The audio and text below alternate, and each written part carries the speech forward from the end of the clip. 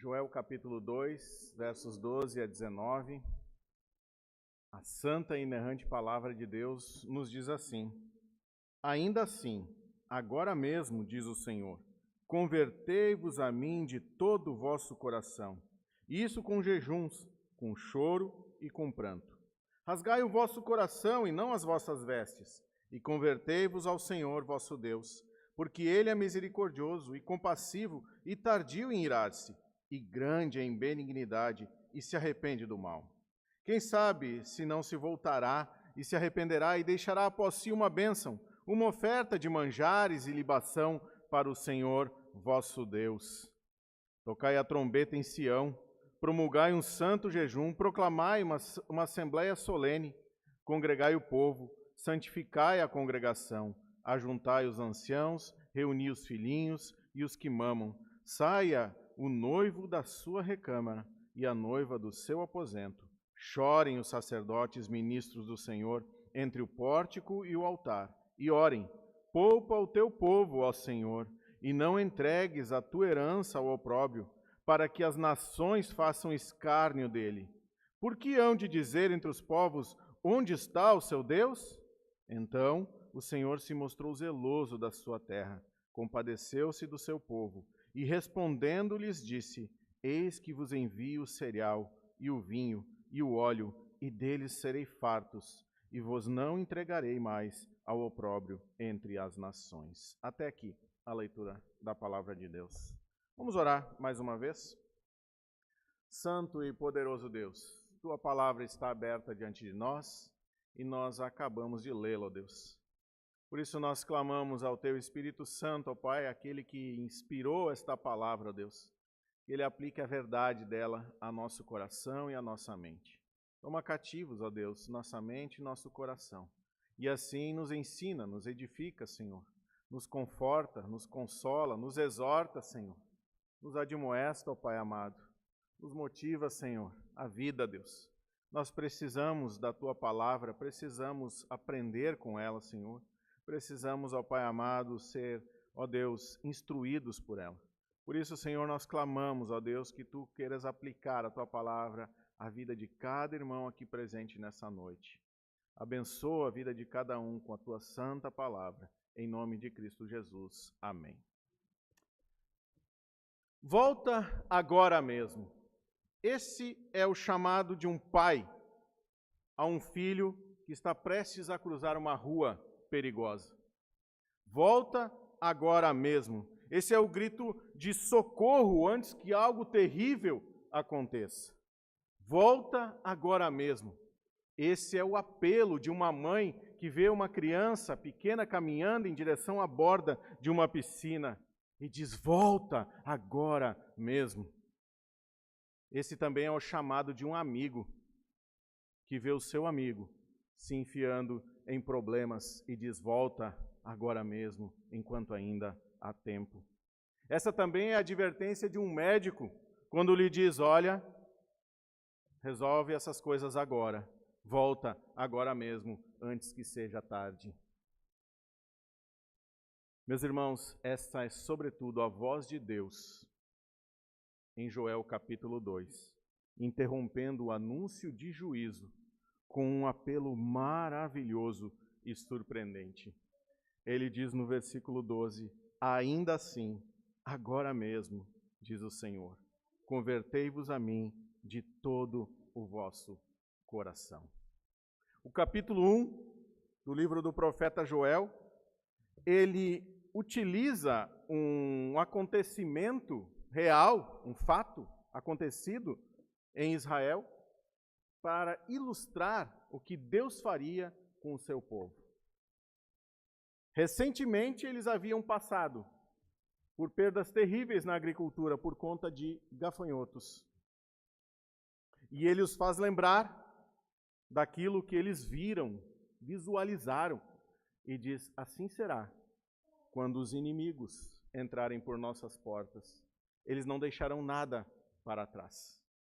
Esse é o anúncio terrível que o profeta traz no capítulo 1 do seu livro para o povo de Deus. E agora, no capítulo 2, Surpreendentemente, Deus interrompe esse anúncio de juízo com um pedido, uma convocação ao arrependimento. Isto é maravilhoso, meus irmãos. Esse é o assunto da nossa mensagem nessa noite. Essa voz de Deus clamando em meio a esse anúncio de juízo nos faz lembrar também da parábola que Jesus conta do filho pródigo. Aquele filho que virou as costas para o pai, que viveu a vida de forma regalada, acabou vivendo entre os porcos, desejando a própria comida dos porcos. E então ele lembra-se, e ele diz: levantar-me-ei e irei ter com meu pai. E a parábola de Jesus diz que quando ele vinha ainda longe, o pai o aguardava. O pai o aguardava porque o pai é rico em misericórdia. Deus não está apenas advertindo o seu povo aqui, Ele está estendendo a sua mão. Esse não é um chamado ou uma sugestão para o povo deixar para depois. De forma alguma, é um apelo urgente, cheio de graça, um convite para a vida, para quem está prestes a ser destruído. É tempo de voltar. É tempo de quebrantar-se. Por isso, volta agora mesmo. Esse é o tema da mensagem. Volta agora mesmo. Em primeiro lugar, volta agora mesmo com o coração quebrantado. O chamado começa com essa expressão, ainda assim, agora mesmo. Mesmo após o anúncio severo do grande, poderoso e glorioso dia do Senhor, um dia de juízo sobre a nação de Israel, Deus abre uma porta de arrependimento. E mais, agora não é o profeta quem fala, é Ele mesmo quem fala com o seu povo, é Ele mesmo quem convoca o seu povo dizendo, convertei-vos a mim de todo o vosso coração. E o verbo converter carrega exatamente esta ideia, meus irmãos, de voltar-se para Deus. Não apenas no comportamento externo, mas no contexto da aliança. É retornar ao relacionamento com o Senhor em sua fidelidade e exclusividade. Volta agora mesmo. Esse retorno não pode ser parcial, meus queridos. O coração deve ser entregue por completo. No pensamento hebraico, o coração não é apenas sentimento, mas é a sede das nossas emoções e também da nossa razão, das nossas vontades. É ali onde nós tomamos nossas decisões. E os sinais externos, como jejum, choro, pranto, só eles não são aceitáveis, porque eles precisam brotar de um coração que está plenamente quebrantado diante de Deus. Lembrem-se do que Davi escreveu no Salmo 51. Um coração quebrantado não desprezará, ó Deus. Por isso, o versículo 13 diz, rasgai o vosso coração e não as vossas vestes. Rasgar as vestes era um gesto comum de lamento na religião judaica. Mas Deus, meus irmãos, Ele não se impressiona com essas coisas. Deus não se impressiona com gestos teatrais, de forma alguma. O que Ele quer é rendição completa, interior, genuína e voluntária.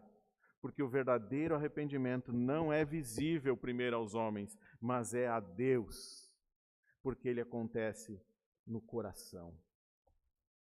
Como os profetas sempre disseram, e como Davi confessou no seu salmo de contrição, Salmo 51, versículo 6, tu te comprases, na verdade, no íntimo.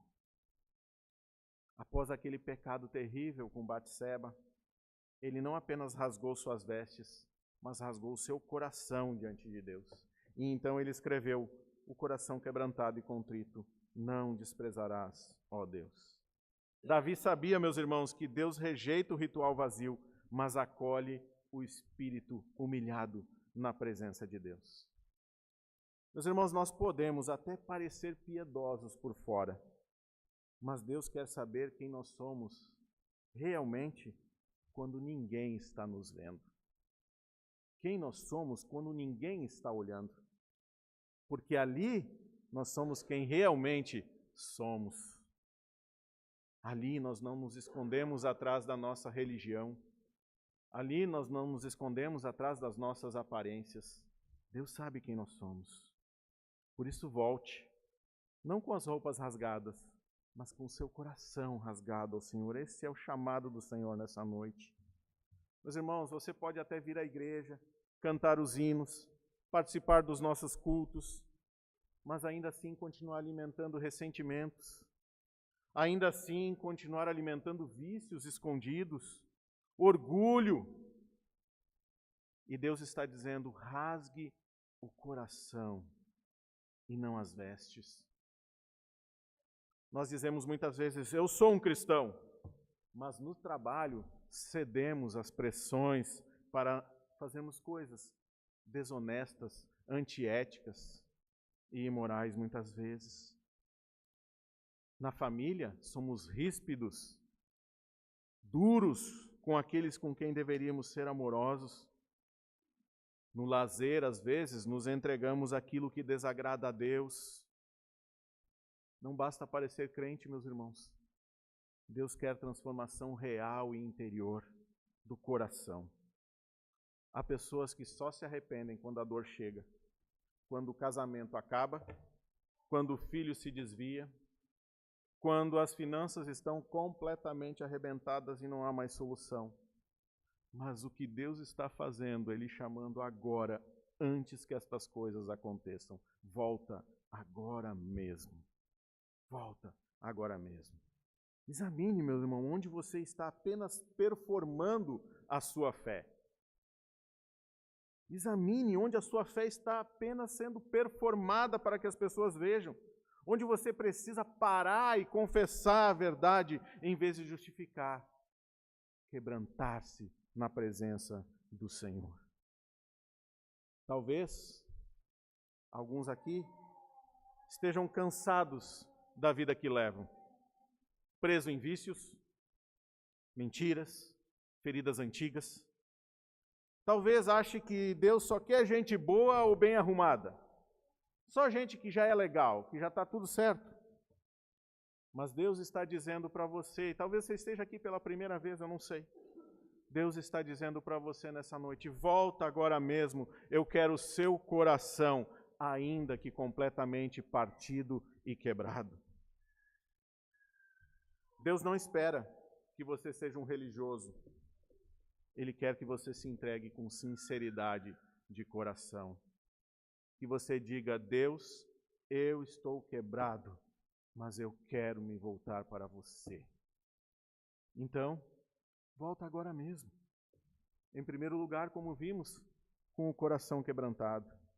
E em segundo lugar, confiante no Deus misericordioso. O chamado ao arrependimento, ele não se baseia na confiança. Ele não se baseia na confiança, na autoconfiança, ele não se baseia no medo, ele não se baseia nessas coisas, mas ele se baseia no caráter precioso de Deus. Joel nos lembra assim, porque ele é misericordioso e compassivo, e tardio em irar-se, e grande em benignidade, e se arrepende do mal. Essa é uma descrição direta de Êxodo 34, versículo 6. Quando o próprio Senhor se revela a Moisés na sarça ardente. E ao longo do Antigo Testamento, esse é como um credo da fé do povo de Israel. Porque Deus é misericordioso, compassivo, tardio em irar-se, grande em benignidade, e se arrepende do mal. Cada termo aqui carrega um peso tremendo. Misericordioso, o Deus que se inclina em favor do fraco. Compassivo, o Deus que sente as dores do seu povo como um pai. Tardio em irar-se, o Deus paciente que retarda a punição, esperando o arrependimento. Grande em benignidade, o Deus do amor leal, duradouro, pactuado, aliançado com o seu povo. E se arrepende do mal, não porque ele muda de ideia, mas porque responde à mudança do povo. No versículo 14, então, nós vemos a expressão de Joel de reverência. Quem sabe se não se voltará e se arrependerá. Não há presunção nenhuma aqui. O povo confia, mas ele se humilha. Deus é soberano. E o perdão, meus irmãos, nunca é merecido. É sempre um ato da graça maravilhosa de Deus.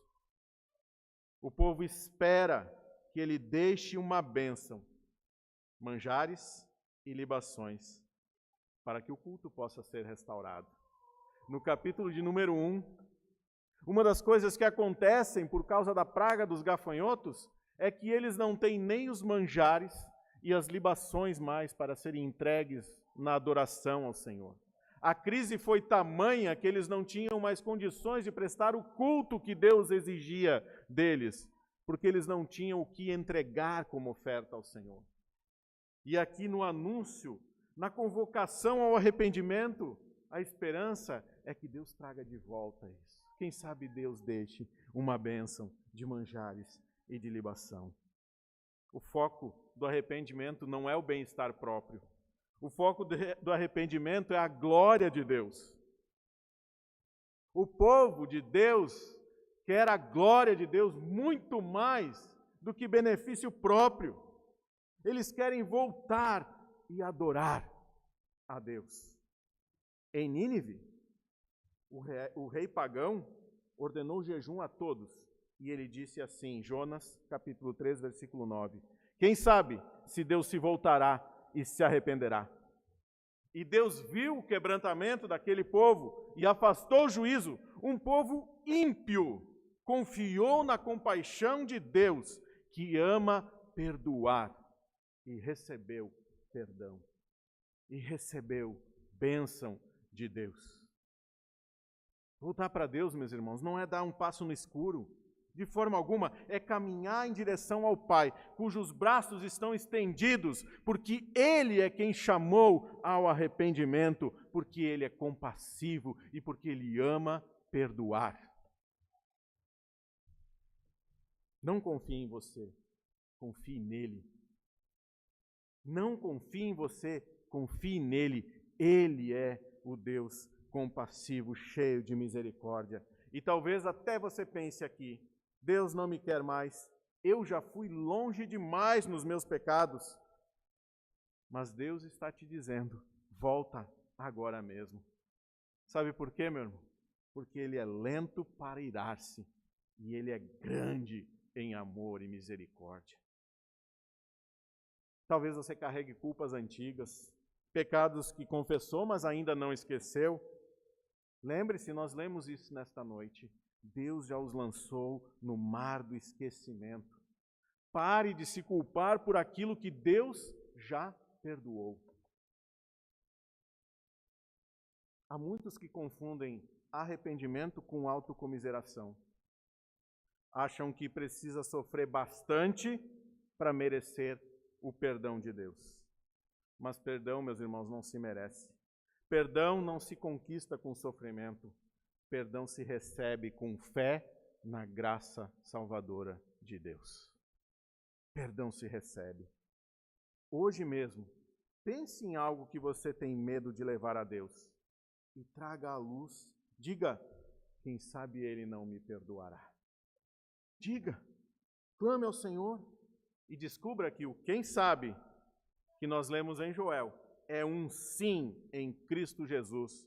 Aquele que, como Paulo escreveu aos Coríntios na sua segunda carta, capítulo 1, versículo 20, porque quantas são as promessas de Deus, tantas tem nele o sim.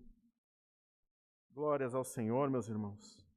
Talvez você pense, não tem mais jeito para mim. Mas há. Você pode ter destruído muita coisa, mas Deus, meus irmãos, reconstrói o que ninguém mais pode reconstruir. Deus é quem pode fazê-lo. Você não precisa limpar a sua vida antes de vir a Cristo. Você vem e Ele limpa. O que Ele mais deseja é que você confie na misericórdia dEle e se renda. Confesse a Ele, Diga pela primeira vez, quem sabe, Jesus, eu entrego a minha vida nas tuas mãos. Ou se você já o fez, repita. Volta agora mesmo. Em primeiro lugar, com o coração quebrantado. Em segundo lugar, confiante no Deus misericordioso. E em terceiro e último lugar, em comunhão e intercessão. Depois de um chamado individual e essa confissão teológica a respeito do caráter de Deus, Joel convoca o povo inteiro ao arrependimento público e litúrgico. Público e litúrgico. Ele diz: tocai a trombeta em Sião, promulgai um santo jejum, proclamai uma assembleia solene. A trombeta aqui não anuncia festa, mas arrependimento nacional. O jejum é santificado, a assembleia é sagrada e ninguém está dispensado. Veja o versículo 16. Congregai o povo, santificai a congregação, ajuntai os anciãos, reuni os filhinhos e os que mamam, saia o noivo da sua recâmara e a noiva do seu aposento. Nem mesmo os recém-casados, que eram isentos por lei, conforme Deuteronômio 24:5, quando eles eram recém-casados, não precisavam se alistar à guerra, não precisavam fazer nada, podiam ficar na recâmara do casamento, né? Mas aqui diz nem eles podem se ausentar dessa convocação solene, nem eles. A urgência espiritual supera qualquer prioridade social. A urgência espiritual de voltarmos para Deus supera qualquer prioridade social que nós tenhamos. No verso de número 17, os sacerdotes entram em cena e eles devem chorar entre o pórtico e o altar. Aquele espaço do templo ali onde se ofereciam os sacrifícios. E ali eles devem clamar: poupa o teu povo, ó Senhor. Poupa o teu povo, ó Senhor. O fundamento do clamor, meus irmãos, não é o mérito do povo, mas o nome do próprio Deus. Por quê? Para que as nações não digam: onde está o seu Deus? Aqui entra a teologia da aliança. Aqui entra o nosso aliancismo.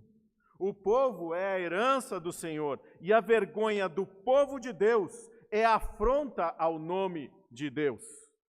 E Joel antecipa aqui aquilo que Ezequiel diria depois, lá no capítulo 36 de Ezequiel.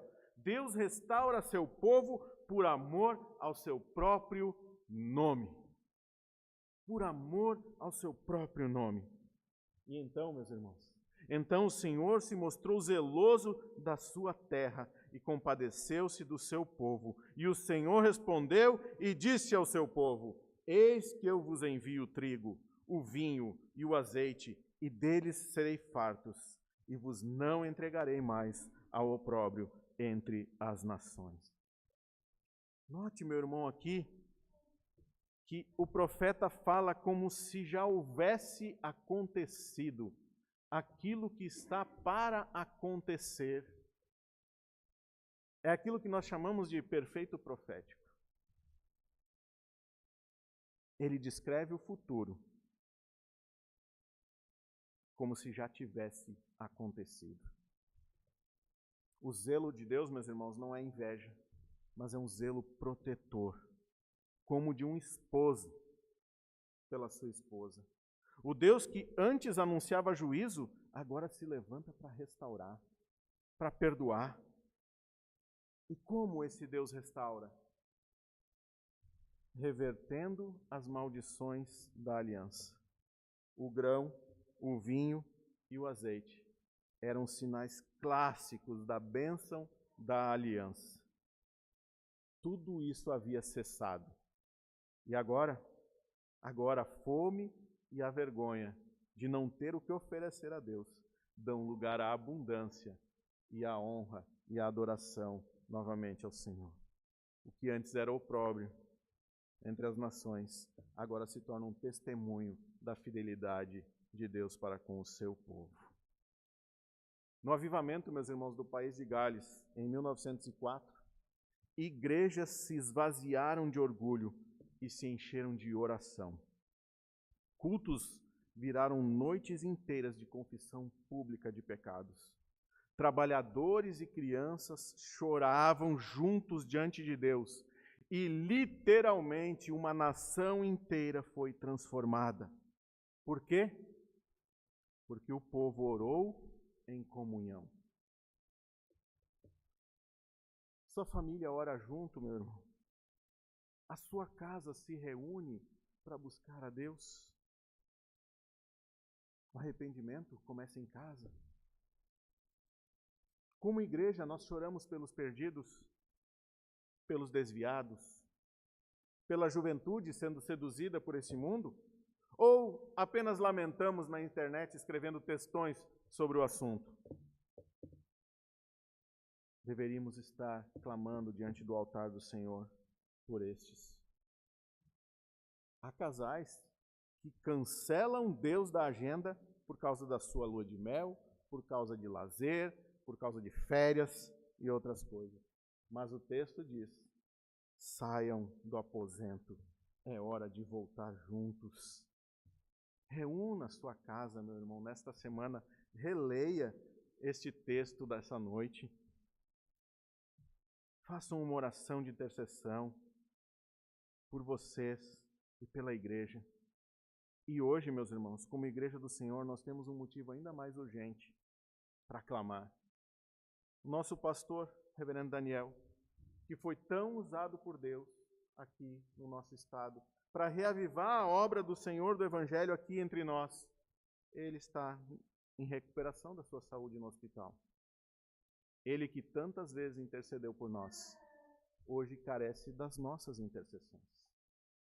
Hoje ele carece de que nós nos coloquemos entre o pórtico e o altar, clamando por ele. Poupa, ó Senhor, o teu servo, fortalece a sua vida, restaura a sua saúde.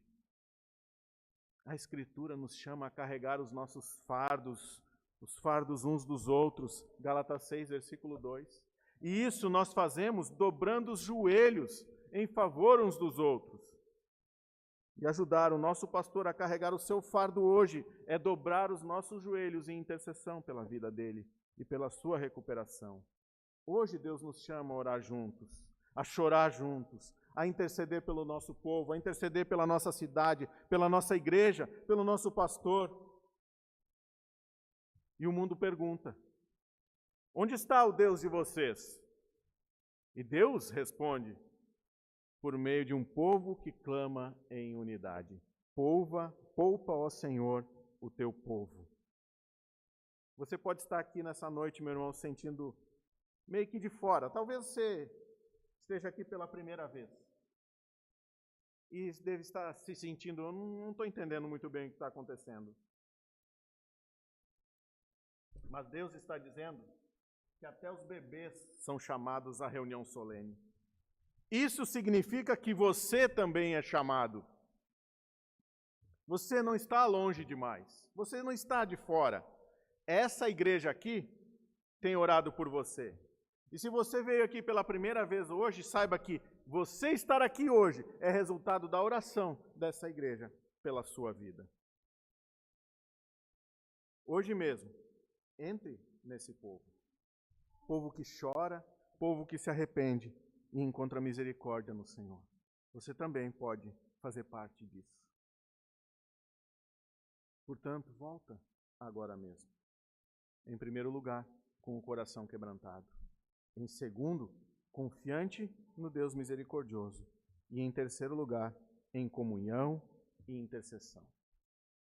Quero concluir, meus irmãos, dizendo que o que ouvimos aqui hoje, nesses versículos de Joel capítulo 2, versículos 12 a 17, não é apenas uma mensagem antiga para um povo distante na história.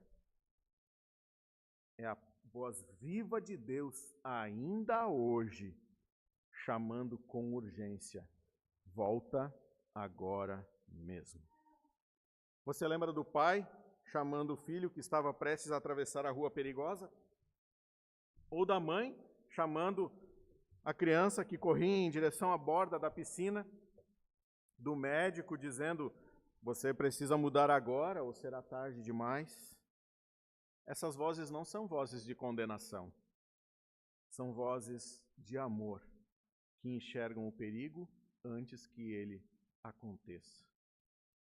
A voz de Deus é assim: ainda assim, agora mesmo, diz o Senhor, convertei-vos a mim de todo o vosso coração.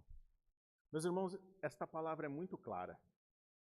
Se você está longe, Deus quer que você volte com o coração quebrantado, não com justificativas, não com uma religião de fachada, mas com uma confissão sincera e verdadeira, com o coração completamente quebrantado, porque Ele não rejeita corações partidos. Se você tem medo de voltar, confie na misericórdia dele. Deus é o mesmo hoje, ontem, hoje e eternamente. Compassivo, paciente, cheio de amor, fiel, e ele se inclina para perdoar aquele que se volta para ele. Aqueles que vierem a mim, de maneira alguma os lançarei fora, disse Jesus Cristo. E se você acha que pode viver a sua fé sozinho, saiba que Deus nos chama essa noite a voltarmos juntos em comunhão, como igreja, como famílias, como povo, porque arrependimento não é isolamento, é adoração compartilhada. Arrependimento não é isolamento. E a boa notícia, meus irmãos, é que quando o povo de Deus se volta para o Senhor e clama, Deus responde ao seu povo. Como lemos nos versículos 18 e 19, o Senhor se enche de zelo e compaixão, responde com bênçãos e remove a vergonha. E aquele que parecia então distante, se levanta em favor do seu povo e restaura a sua herança, porque Ele é o Deus da aliança. E isso Ele o faz plenamente em Cristo Jesus, na cruz do Calvário. Jesus levou a nossa fome, Jesus levou a nossa vergonha, Jesus levou o nosso opróbrio. E nele, Deus nos dá o pão da vida, o vinho da nova aliança e o óleo do Espírito. As bênçãos da aliança estão sobre nós, na obra maravilhosa de Cristo Jesus, na cruz do Calvário por nós. E se você está aqui hoje e ainda não entregou a sua vida a Cristo, ou se já conhece a verdade e se afastou dela, ou ainda se está cansado de carregar um fardo que ninguém vê, ouça bem, meu irmão, você não está aqui por acaso. Deus marcou esse encontro com você nessa noite. Ele já viu a sua dor, Ele conhece a sua história, Ele sabe dos seus pecados e ainda assim Ele lhe diz nesta noite, volta agora mesmo. Você pode estar longe, sujo, quebrado, mas Deus está te dizendo, volta agora mesmo. E como no caso do filho pródigo, ele está lá, de braços abertos, correndo ao teu encontro. Hoje, meus irmãos, Jesus Cristo é o Filho que nunca se desviou, mas se entregou em nosso lugar. Ele é o sacerdote que intercede entre o pórtico e o altar. Ele chorou por você. Na cruz ele rasgou não só o véu do templo, mas também o próprio coração, para que o seu e o meu coração pudessem ser restaurados, transformados. Você não precisa mudar para depois vir a Cristo. Você precisa vir a Cristo e então ser transformado pelo poder dele. Ele mesmo disse, o que vem a mim, de modo nenhum o lançarei fora. Então não espere o juízo bater a porta. Não adie o que Deus está chamando você a fazer agora. Crente, volte ao primeiro amor. Você que nos visita pela primeira vez, entregue-se a esse Salvador. Famílias, ajoelhem-se juntas diante desse Deus maravilhoso. E igreja, chore entre o pórtico e o altar, porque ainda hoje Deus está dizendo: volta agora mesmo,